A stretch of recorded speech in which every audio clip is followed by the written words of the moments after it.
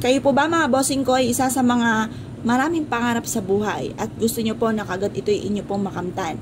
Marami tayong pwedeng gawin bukod sa sipag at tiyaga, pananalig sa mahal na Panginoon. Kaya lang po minsan may mga pagkakataon na ang sipag-sipag naman po natin, lahat na ginawa po natin, parang naisip po ninyo na parang napapagod na kayo, parang hindi sulit yung pagod po ninyo, kaya dyan papasok ang mga pampaswerte. Masasabi ko lamang, ito po yung ating sile at ganoon din po yung ating pong piso, ay basta focus ka lamang. Alam niyo po ba, kahit yung anong bagay na pwede natin gamitin pampaswerte, basta kayo po ay lumakas lang yung kalooban ninyo at maging positibo lang kayo. Kasi yun lang ang pinaka-priority natin. Yung pong maging positibo po kayo sa buhay. Kasi minsan kapag wala tayong mga ganito, parang bahala na si Batman, parang wala tayong, minsan pa naiisip natin na malas yung mga ganong mga bossing. Kaya mas mainam, meron tayong mga ganito, dahil once na meron kang pampaswerte, nasa isipan nyo, suswertihin po kayo. Na yun naman po ang pinakamaganda dahil naiisip nyo na kayo po isuswertihin natin, hindi na kayo mamalasin pa. Ngayon pa mga bossing, kung kayo po naniwala at naisyo po itong gawin, ito po yung ating piso. Hugasan nyo po muna ito at ibilad sa sinag ng araw. Huwag nyo po siyang pupunasan, hayaan siyang kusang matuyo. Tapos yung sili natin, kuha po kayo dyan sa may rep po ninyo or kung may tanim kayong sili, kahit green, pwede po yan.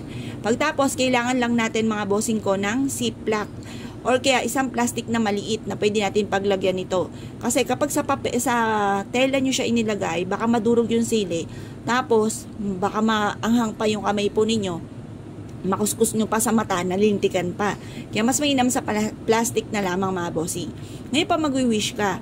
Or pwede rin naman, hayaan nyo siya nagkaganto mga bossing. Ipatong nyo lang to sa halaman na nasa loob ng inyong tahanan or sa gilid ng inyong tahanan. Itusok nyo yung barya, tapos ipatong nyo lang yung ating sile mga bossing. Ngayon pa mga bossing, harap ka sa may silangan. I-wish nyo po. Sa pamamagitan nito ay magtutuloy-tuloy ang pasok ng swerte at kailanman hindi na ako mamumblema sa pera. Lahat ng mga pangarap ko ay aking makakamtan.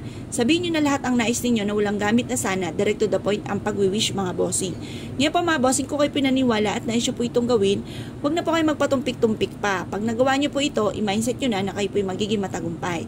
At pagkatapos po niyan mga bossing ko, sasabayan lalo natin ng sipag at tiyaga, pananalig sa mahal na Panginoon, positive lamang, kasi kung ano po yung nasa isipan natin, makapangyarihan po yan po yung nagaganap. Kapag inisip nyo kayo ay malas nga po mga magaganap.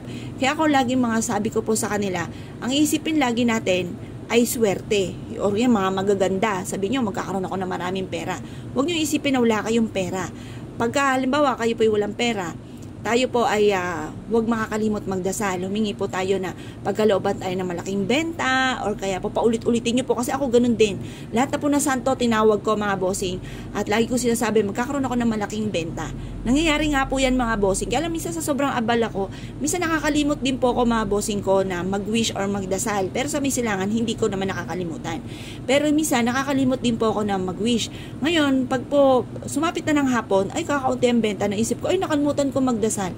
Kaya panalangin ko, ang lagi ko pong po sa inyo, payo, magdadasal po lagi kayo, mag-wish kayo ng mula sa inyo pong puso at magkakatotoo po yan.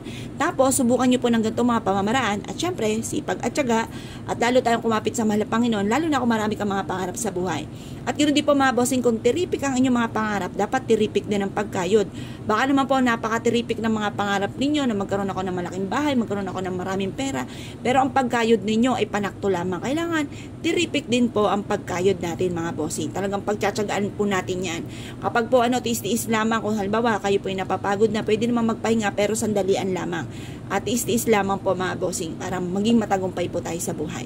Ngayon po mga bossing, kung kayo po naniwala at naisyo po itong gawin, huwag na po kayo magpatumpik-tumpik pa, subukan nyo po ito, proven po ito na napakaswerte. Good luck po sa inyo po lahat.